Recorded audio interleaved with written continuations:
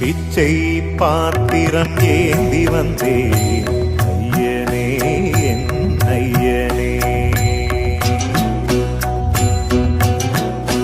யாமொரு பிச்சை பாத்திரம் ஏந்தி வந்தேன் ஐயனே என் ஐயனே.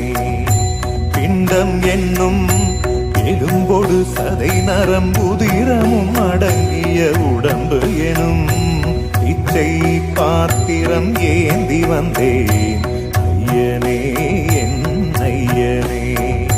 பிண்டம் என்னும் எலும்பொடு சதை நரம்புதிரமும் அடங்கிய உடம்பு எனும் பிச்சை பாத்திரம் ஏந்தி வந்தேன்